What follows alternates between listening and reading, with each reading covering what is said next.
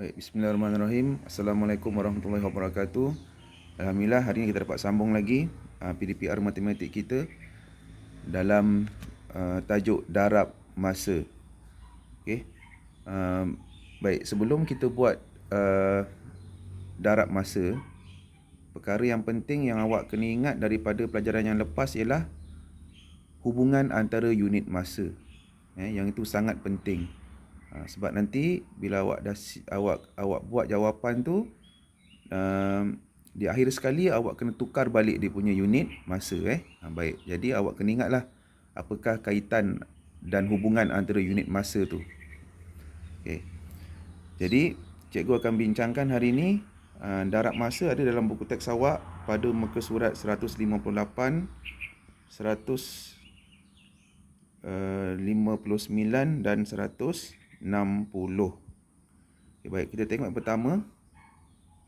Darab masa yang melibatkan jam dan hari. Ada pada dalam buku teks awak ni, pada muka surat 158, contoh 1 dan 2. Okay, kita pergi satu demi satu. Okay, kita tengok dulu contoh nombor 1. Baik, untuk seperti yang cikgu cakap tadi, untuk kita buat operasi yang melibatkan unit masa ni, awak kena ingat dulu dia punya hubungan antara unit masa tersebut. Baik, yang pertama, kita sekarang buat hari dan jam. Baik, jadi hubungan dia ialah 1 hari sama dengan 24 jam. Okay, yang ni awak kena ingat. Okay, sekarang kita tengok contoh nombor 1. Okay, simple saja, 9 darab 3. 9 darab 3 jam. Okay, sama, dia punya bentuk lazim dia masih lagi sama, seperti tambah tolak. Okay, hari kat depan lah. Hari dan jam. Okay, ada hari tak? Hari tak ada. So, sekarang jam. 3 jam. Okay, darab dengan 9. Macam tu. Okay, darabkan 3 darab 9 berapa? 27. Okay. Jangan pergi ke rumah hari, sebab ini jam. So, 27 ni semua kat rumah jam. Jangan naikkan. Jangan 2 ni jangan naikkan ke sebelah. Tak boleh. Okey, jangan. Tak boleh, tu salah. So, biarkan je di dalam rumah jam, 27 jam. Baik. Sama nama teks awak, 27 jam. Tapi, dia nak jawapan dalam hari dan jam. Kalau awak tengok kat sini, dia nak jawapannya dalam hari dan jam. Nampak tu? Dalam hari dan jam. Jadi, kita kena tukarlah. Tu yang cikgu cakap tadi. Awak kena tahu hubungan dia ni. Awak kena tahu hubungan hari dan jam. Okay, jadi satu hari sama dengan 24 jam. Jadi 27 jam ni awak kena tukarlah kepada hari dan jam.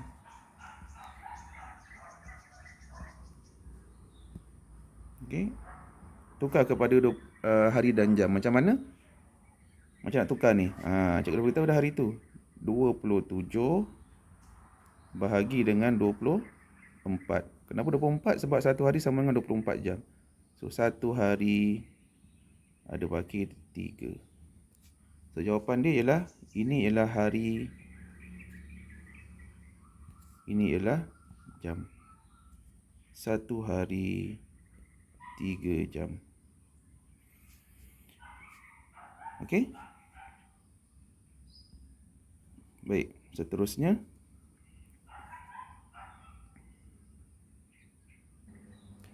Baik, seterusnya kita tengok contoh yang kedua. Okey,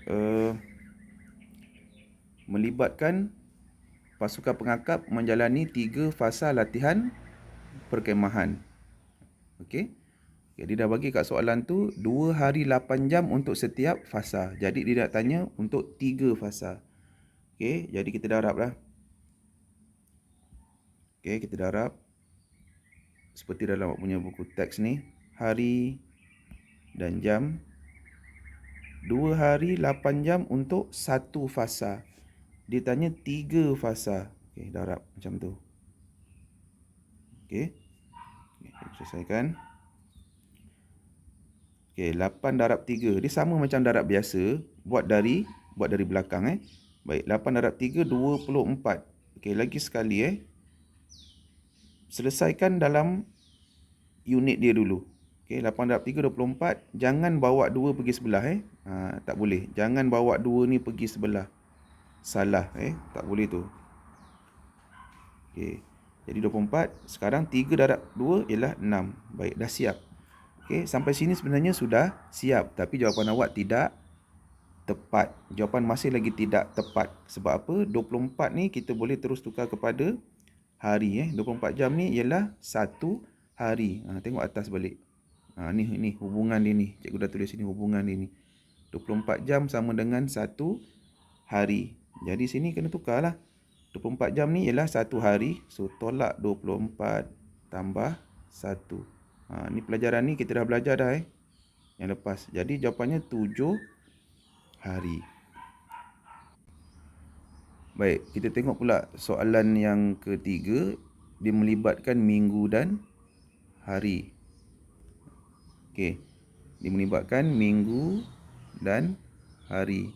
Okey, hubungannya ialah 1 minggu sama dengan 7 hari. Dekat sini cikgu dah tulis 1 minggu sama dengan 7 hari. Baik. Jawapan dia nak jawapannya dalam hari. Okey, 8 darab 2 minggu 4 hari, dia nak jawapan dalam hari. Sebab tu kalau awak tengok cara satu, dia dah terus tukar. 2 minggu 4 hari ni dia terus tukar. 2 minggu 4 hari ni dia terus tukar semua jadi hari. Kemudian didarab dengan 8 terus dapat jawapan dalam hari. Dan cara kedua ialah dia buat bentuk lazim dulu. Okey, nanti jawapannya ada minggu, 16 minggu dan harinya ialah 32. Tapi yang ni belum siap. Sebab dia nak jawapan dalam hari. Sebab tu ditukar dulu. 16 minggu ni berapa hari? Dapatlah 112. Kemudian baru tambah dengan 32 hari, dapatlah 144 hari. Jawapannya akan sama. Kita selesaikan soalan berdasarkan apa yang dia nak. Apakah jawapan yang dia nak. Okey, itu contoh yang ketiga. Baik, kita pergi kepada contoh yang keempat. Dia melibatkan tahun dan bulan. Baik, 1 tahun sama dengan 12 bulan. Okey, yang ni awak kena ingatlah. Jadi soalan dia ialah buat bentuk lazim dia tahun dan bulan. Okey, 16 bulan darab dengan 5. Itu soalan dia. So awak selesaikan kat sini. 6 darab 5 30. Sifar sini 3 dekat atas. 1 darab 5 5 tambah 3 8. Okey. Sama sama macam yang kat atas ni lah. Sama je. Ni. Cikgu buatkan dengan yang kat bawah ni lah bentuk lazim. Sama. Okey, cuma soalan dia tengok apa dia nak jawapan. Dia nak jawapan dalam tahun dan bulan. Jadi kita kena tukarlah. Ini cara tukar dia. Bahagi dengan 12. Ni cara tukar dia. Ni kita dah belajar daripada awal hari tu. Kenapa bahagi dengan 12? Sebab hubungan dia ialah 1 tahun 12